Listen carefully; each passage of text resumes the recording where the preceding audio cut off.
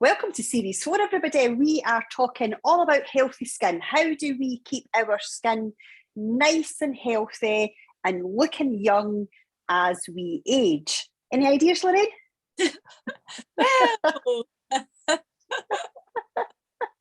So, little tip or two coming up. So for anybody that's joining us for the first time, this is our Healthy Aging podcast. We have 4 series. We talk all about how to live a healthy lifestyle. And series 1 is we spoke all about mindset. Series 2 was about nutrition. We've just finished series 3 where we spoke about fitness. And last week we had Brenda join us, which was amazing. She has been a huge follower of our podcasts. I wonder if she listened to her own one, Lorraine. We need to find out if she tuned in. So we don't like to hear the sound of your own voice, do we? So sometimes it can be a little bit like, but yeah, we're on to series 4. It's very, very different, and it is all about how we look after our skin as we age. And of course, you and I are going to interview people in the field. We're going to talk a lot about different creams on the market. We're going to talk about devices. We're going to talk about aesthetics, going into salons, and then obviously surgery, all those different things that we can talk about when it comes to healthy skin. But we also have to remember that one of the most important things with healthy skin is literally, again, nutrition. Something that we come back to so many times, drinking lots of water. You know, when I remember on the podcast that we had on nutrition, and we had Elfa from Iceland on, and she spoke about the fact of drinking a litre every morning or at room temperature with her lemon. I still to this day do this. Still do that. Absolutely, it's been brilliant, and I think about the fact that it's cleansing out my body, but it's really helping my skin as well. So I'm excited for this one because I actually think I'm going to learn an awful lot. And I have worked in the skincare industry for 12 years now, almost 13, and you have as well. For how long? 4 years. For 4 years. Yeah.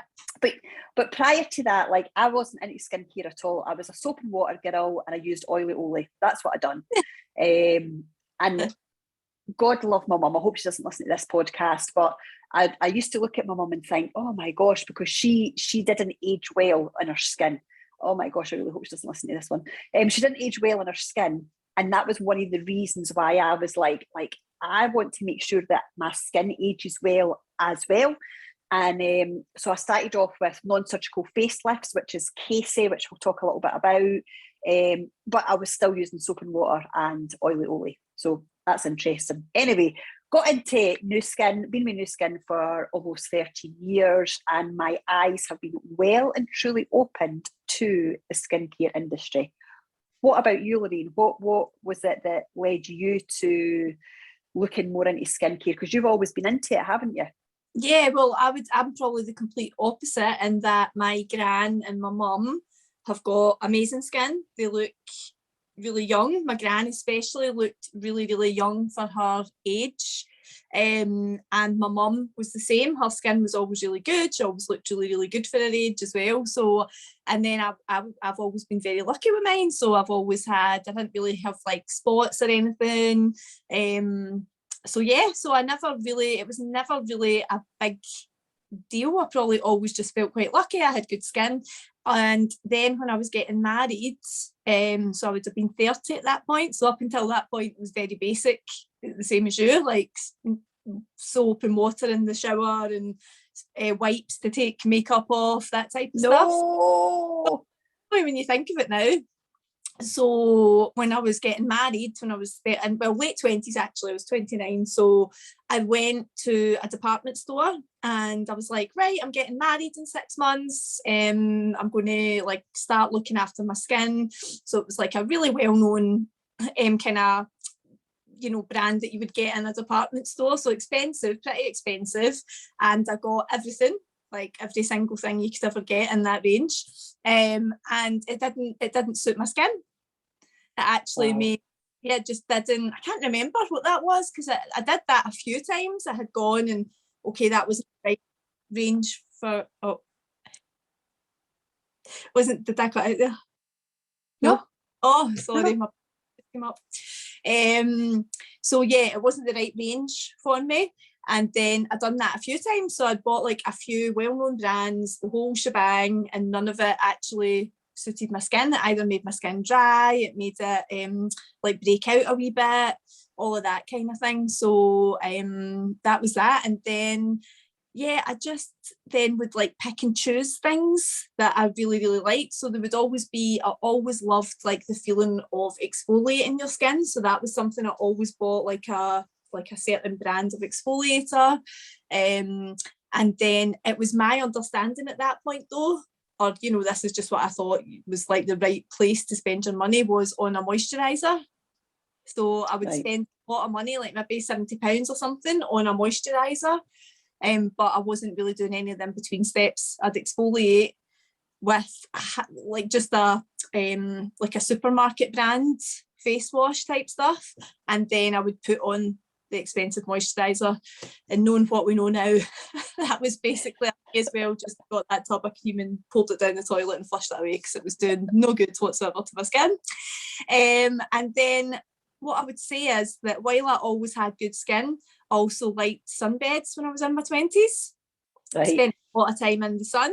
So little do you know the damage that you're doing to your skin until you kind of get to the age that I'm at now in my 40s, and until you start using like a really good brand of skincare, being really consistent, using all the products. And now when I look back at pictures from when, like maybe, I don't know, like 7 or 8 years ago, I've got really like bad pigmentation, and you know, I always just thought it was like freckles in my face, but actually you can see it's quite bad sun damage. So when I look at that now compared to and then how my skin looks now, it's like absolute night and day. Wow, it's incredible, isn't it? So I mean, I'm the same as you. I've learned an awful lot about skincare. I definitely don't know the ins and outs of everything. But I'm really impressed with what I have learned and, you know, the knowledge that I've gained. So let's just talk a little bit about that. You know, you and I were partnered with a company called New Skin. Yeah. And New Skin have been in the anti-aging industry for, gosh, how many years is it now, Lorraine? 34? No? No, it's more than that. I think it's 38. 38 it is. Yeah, so 38 years. Yeah.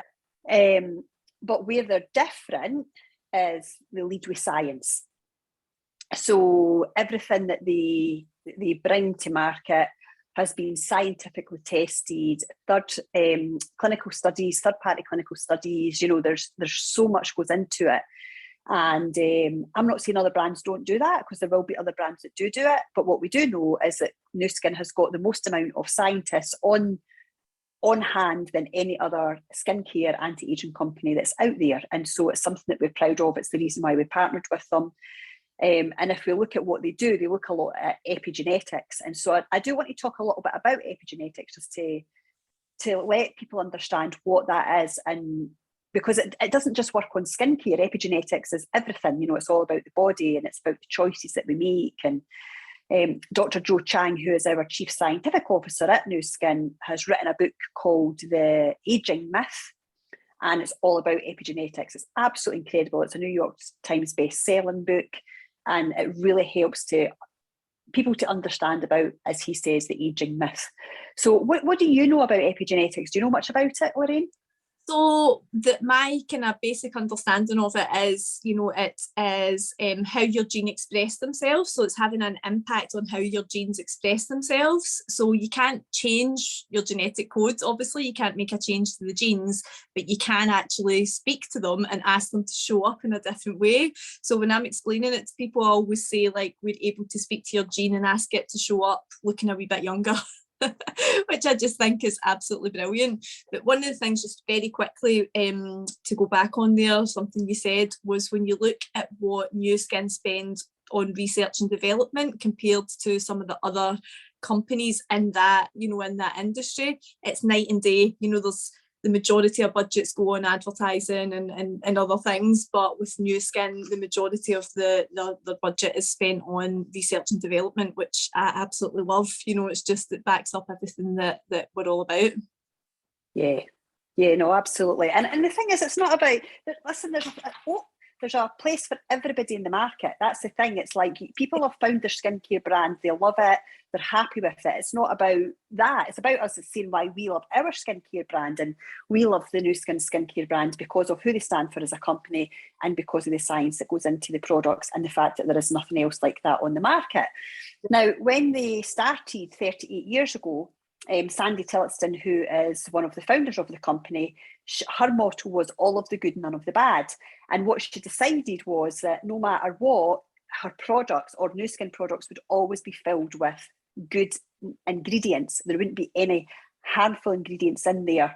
And I actually think the skincare industry has changed a lot over the past 10 years in regards to fillers. Now, when I talk about fillers, I'm not talking about fillers that you inject into yourself. I'm talking about fillers that go into product to fill them out. So what happens a lot in the industry is a company will make, for example, let's use a foundation as an example. They'll make a foundation, and in that foundation, they will have 30% product, 70% will be filler. And the filler is used to fill out the product, exactly what it says. It bulks out the product so that they can then sell it at a cheaper price. So when you buy it, actually, it's only 30% worth of product. The filler that they put in there is often not good.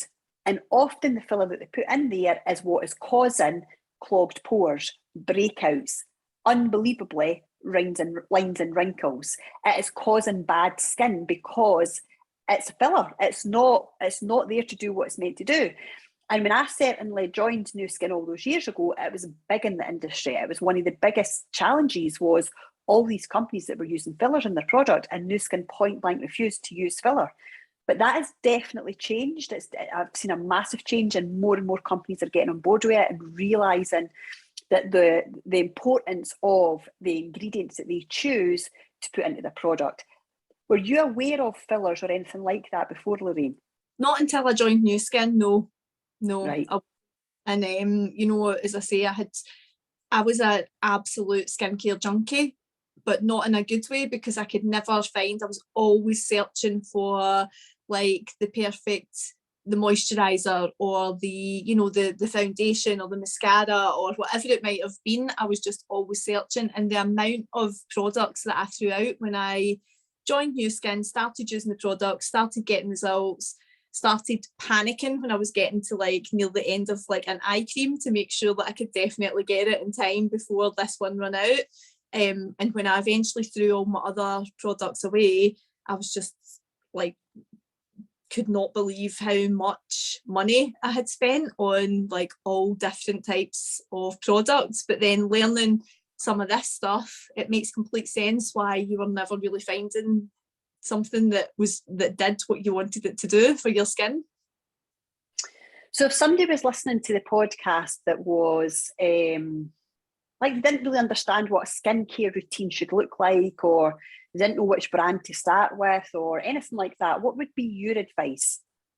I mean, there is an amazing book by Caroline Hirons, which is a skincare Bible, basically, and it gives you tons and tons and tons and tons of tips on what you should be doing for your skin, depending on maybe your like the type of skin you have or the age you are, that type of thing. But for me, it is starting with exfoliation.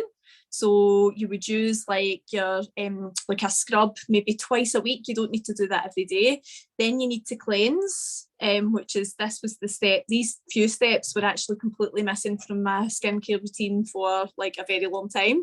So you have to cleanse. One of the devices that we have at Nu Skin is the LumiSpa, and that actually incorporates the cleanse and exfoliate, which is amazing. So if you want to kind of combine those two, and then you would tone your skin. So using a toner, and that just helps to start the hydration process in your skin. So it's really, really important. And again, that's something like I really didn't understand that for a long time, how important that kind of simple step was. And then you would use like your eye creams, your serum, and then you would go on to your moisturizer at that point, and then always an SPF as well, which I think is really, really important when we live in Scotland, as we do. I know you're heading off to sunnier climates soon. Woo-hoo! we live in Scotland, you think that you don't need to protect your skin with an SPF, but actually you do. You have to. That's a really, really important step. So again, at New Skin, we have a couple of moisturisers that have a broad spectrum SPF included. So again, you can combine them both, or you can add your SPF on top of your moisturiser. But yeah, I really didn't. I did like maybe 2 out of those steps for the majority of my life, really. Well, you've done 2 more than me. Like I say, I washed with soap and water and put some Oil of Olay on if it was lucky. If my skin was lucky that day, it got some Oil of Olay. And I only done it in the morning. I never ever done it at night, you know. And so that's the other thing. We do the same again in the evening, don't we? But we might change like our cream. So we're using a night cream instead of a day cream, which again is really important to know, because when we sleep, our skin renews itself, like our cells renew. And so if we've got a really good night cream on, that really helps that process as well, which is really, really good. And I think that's a big thing. It's for people to understand the importance of that skincare routine, and then finding, like I say, the right brand for them. You and I have been lucky to find the brand that we found. We're happy with that brand. I personally wouldn't use anything else because of that. And I am a nightmare if I go to the beauty salon to get a facial. I just won't get it, because I just don't want them to use their skincare products on me. However, what I do love in the beauty salon is some of the facial devices that they've got, and I know that we've definitely got some people that are going to come on and speak to us about that, so I'm definitely no expert on it. But what I did mention, Lorraine, at the beginning was I used to go for non-surgical facelifts known as Casey. And I think this is really, really huge in the skincare industry.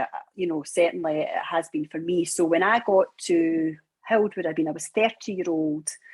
And that's when I started to notice that my skin was starting to age. And I worked with a lady who had amazing skin. She was maybe 10 years older than me, and she had amazing skin. And I didn't understand epigenetics. I didn't understand the importance that food made to the skin. I didn't understand how you had to drink lots of water. Like, none of that really made much sense to me. But what I did say to her was like, what do you do? And she says, I go for a Casey non-surgical facelift once a month to the beauty salon. And she's like, it works brilliant with preventative. And I went, oh, okay.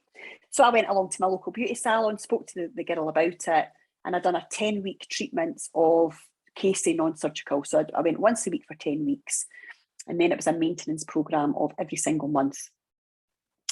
And I really, really do think that was massively beneficial for me. Interestingly, one of the technologies in Casey is a technology called galvanic. Now, galvanic has been used in the beauty industry for over 50 years, tried, tested, works brilliantly. And if you speak to a lot of beauty therapists, they will tell you it is one of the best technologies on the market for preventative aging. So when I was introduced to New Skin, and I was introduced by a handheld galvanic machine, I was like, oh my gosh. And so what happened was a gentleman, a chiropractor from America, introduced me to New Skin.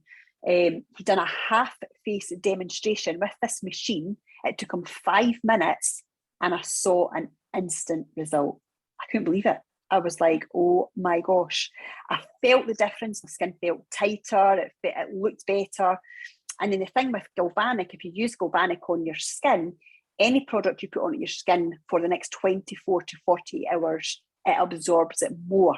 So not only are you getting the benefits of galvanic, you're also getting the benefits of your really good creams, serums, moisturisers that you put on after it. Now, it is a treatment. It's not a daily skincare. It's a treatment. And you would use the galvanic once, twice, or 3 times a week, depending on what it is that you're looking to achieve, to get different results. And you can start it at any age from 18 above. And it's a phenomenal device. Like, I still love that device. Now, New Skin as a brand is known for their devices. It's what sets us apart from everyone else. And for 4 years in a row, we have won best at home device beauty brand system, something like that. But basically it means that our devices are the best on the market. And then we have a few of them. We've just launched another one not that long ago. And it's definitely what sets us apart. And we do know that the at-home beauty device market is huge. But that's not to take away from the experts that day in, day out are doing an incredible job in the salons. This is just to do that little boost when we are at home. So I would say to anybody that's listening to the podcast, if you're looking to have healthier skin or you want to prevent aging and you don't want to go down the surgical route or needles, etc., then this is definitely something that you could consider. So, you know, I'm 47. I'll probably be 47 when this podcast releases, actually, and I will be in warm. You said warmer, sunnier climate. I actually won't be, because I'll be in Washington DC and it's colder in the winter. But I know what you mean. In the summer, it's hotter. So I'll probably be there when this podcast releases as well. But what I would say is that, like, I have never ever used anything on my skin other than new skin products and or soap and water and Oil of Olay. You know, so I've never ever had Botox, fillers, microneedling, nothing like that. That's not to say that I'm not open to it. There's certain things I'm not open to, I have to say. But I have no judgment over people that do have it. And certainly electrical therapies is something I'm very interested in when it comes to prevention. And that's why I love Galvanic so much. So there's my story, everybody, for everybody that's listening. Lorraine, what about you? What's your sort of belief and take on how we look after ourselves when it comes to your skin? I mean, I think we've kind of focused quite a lot on how we look here, and of course, like, that is the kind of thing with your face or your skin, or, you know. And I think we've kind of spoken a lot about aging as well, because that is, like, probably for me, that's definitely the main concern, is how my skin looks as I age. I just want to look good for my age. I don't want to look like 20 years younger or anything, thank goodness. But I just want my skin to look good as I age and look healthy and have that nice glow. But I think what we get to do is, you know, we've both had customers that we've helped that have had maybe like adult acne, or they've had rosacea, or they've had something that bothers them every single day when they look in the mirror. They get bothered by that, and I just think it's amazing that we have we've got resources and products and things that can help people to feel better about themselves and to feel better about what they see when they look in the mirror. So that's the kind of one of the things I just love about what we do and the products that we get to recommend to people. For myself, as I say, it is about how I look as I age. I have had Botox in the past. So how long ago? The last time I had it would have been over 4 years ago. So I've not had it since I'd done new skin. And before that, I probably had it, 4 or 5 times. And yeah, I mean, listen, a lot of my friends still have Botox, and I do sometimes look at their like shiny foreheads or their like perfectly straight foreheads and think, oh, I like that look. So I think there is just, it's just that I'll be really interested when we get on to speaking to someone in aesthetics and just kind of hearing all about that and what they've got to say on that. But I just think that if it makes you feel better, and it makes you feel better about what you see in the mirror, whatever that is for you, then I think it's great. And I think you should do whatever makes you feel good. Of course, there's another side to, Botox and fillers and all of that type of stuff, which is when you see like really young people doing it. That's something that I've never understood. But again, I'm sure we'll hear more about that as we go through the podcast and start speaking to other people in this in the industry. Yeah, no, it's definitely going to be interesting to find out more about it. And I think as well, it's what I'm curious to find out about when we're speaking to our experts is like what else we can do, and little things like drinking our water and, actually recently, so coming away from the face and actually more towards the body, like the importance of body brushing. So I'd never even heard of that term. I didn't even know what body brushing was until about a year ago. And it was my good friend Catherine that told me about body brushing. And Catherine's she's 52 maybe now. And her partner, he's a fairly new partner, she's been with him a couple of years. And he's like, I have never, ever felt such baby soft skin before. He's like, your skin's phenomenal. But she has been in the beauty industry pretty much all her life. And she knows what is required to look after herself. And so she has done it. She really, really has. And we had her on in the mindset section. But maybe we do get her on in this section. If we don't get her this time, we get her the next time that we do skincare. But there's so many different little things, little nuggets that we can learn which could really, really make a difference. And what I would say for anybody that is listening, if they've got any questions for us, like, ask us, because we possibly don't know the answer, but we're going to be interviewing people that do. And that's something I'm really excited about, because I definitely want to learn more about it.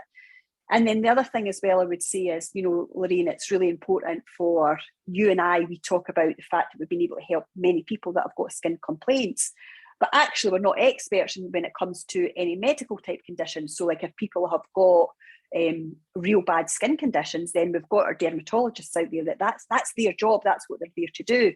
And so for us, it's just about helping people find the right system for them, or finding what creams work for them, finding how they stop aging, not stop aging, but slow down that aging process, isn't it? Rather than, you know, one answer fits all, because it definitely doesn't, does it? No, definitely doesn't. I think that's the main, you know, one of the main things that I've kind of found out is that it isn't one answer fits all. You know, it's very, very, very individual. So yeah, no, well, it'll be very, very interesting, the same as all our series. We've learned something every week, haven't we?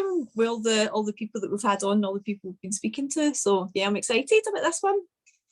I think as well, again, it's a reminder to everybody that there's no such thing as a magic cream, there's no such thing as a magic fix. It is, again, a lifestyle. The skin is the biggest organ in the body. So what you feed yourself, how you sleep, how you hydrate yourself, your stress levels, all those things will absolutely have an effect on your skin, you know. So, and of course the sunlight, those things, they will have an effect on your skin. So you can spend as much money as you want on getting lots of different things done to your skin, but if you're not taking care of the basics, then it's never, ever, ever going to be exactly as you wish it to be. One of the big things for me is, as you know, I'm a runner, and I always make sure my skin is protected when I go out running. I see a lot of runners who look old, or people that work outdoors who look old, because they haven't protected themselves against the elements. And that is really, really, really important to do. And then the other thing I'm going to share is, it's just because I'm just curious to hear what people's thoughts and beliefs are about it. But I remember when I was really young, like I might have been, I'm trying to think, maybe teens or early 20s. I remember watching a programme once. I can't even, in fact I do remember, but I don't want to mention names, right? So I'm not going to. But I watched a programme, and a gentleman on the programme who was a doctor said that skincare was an absolute con. It was a waste of money, and that there was absolutely no need to be spending a lot of money on skincare. And I always remember that. So I was very, very, very sceptical when I joined Nu Skin. And I joined Nu Skin because of the lifestyle that it could give me, and because I seen the results of that machine. So that wasn't skincare to me, that was a machine. And that was also a reason why I used Oil of Olay, because it was cheap, and that doctor said that you could use anything. And over the years, what I've discovered is that actually that doctor was really, really wrong. And he wasn't a specialist in skincare.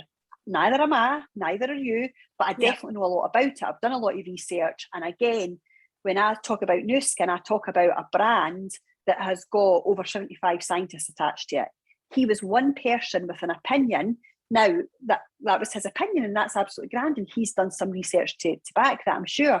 But it wasn't his field of expertise. His field of expertise was being a GP, was giving out prescriptions to people. It wasn't about skincare, you know. So again, when it comes to it, just make sure you're listening to the right people, because I was so cynical and skeptical for many, many years. And being cynical and skeptical actually didn't do me any favours whatsoever. Because I was like definitely older in life before I started to look after my skin. And I really do wish I'd done it from an earlier age.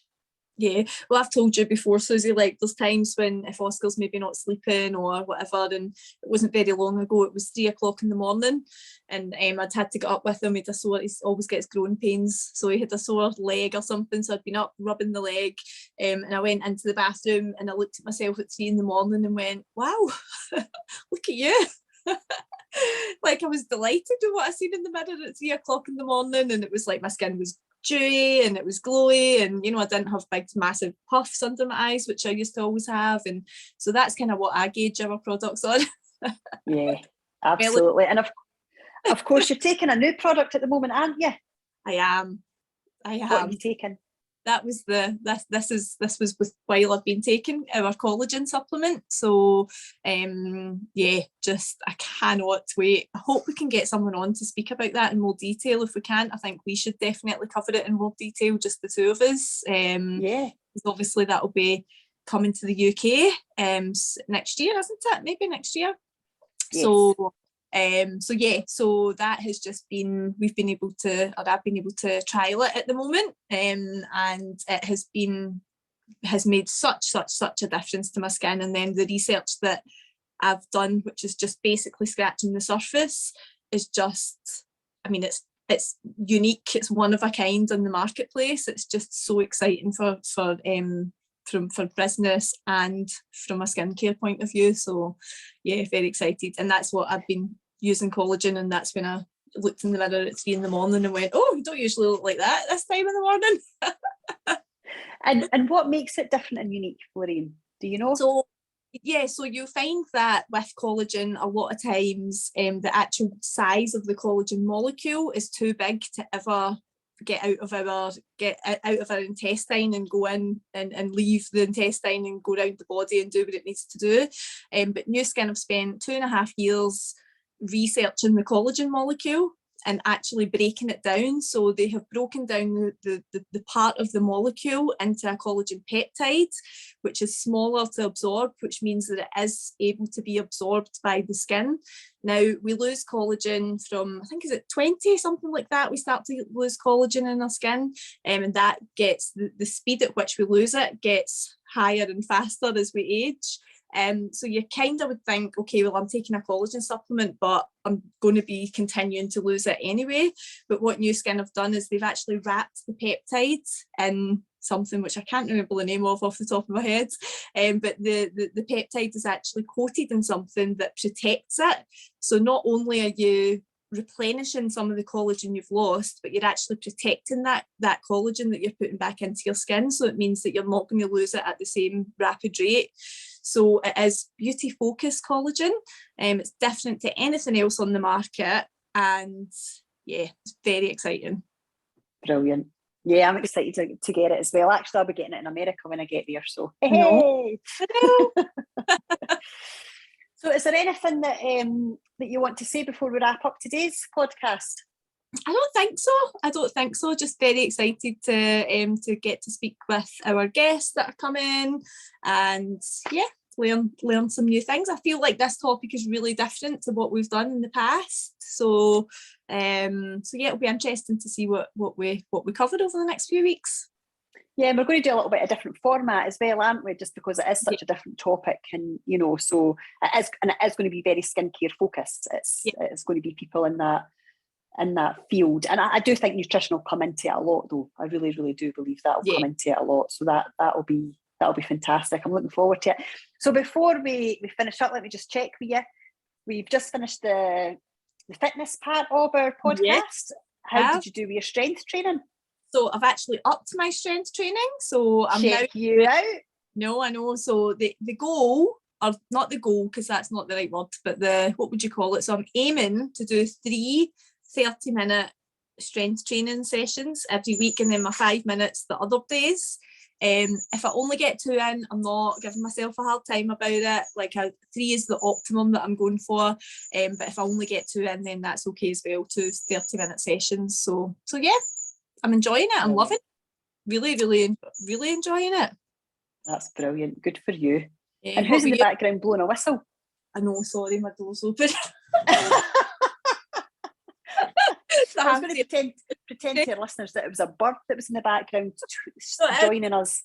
It is a bird. It's because we live like, yeah, everybody always, when I've got that door open, I'm on Zoom calls, people always say, do you have a bird? I'm like, no, it's outside. Just live in the countryside, like there's wildlife. Love it. Brilliant. Okay, Lorraine, thank you. Nothing else we need to cover, is there? No, don't think so.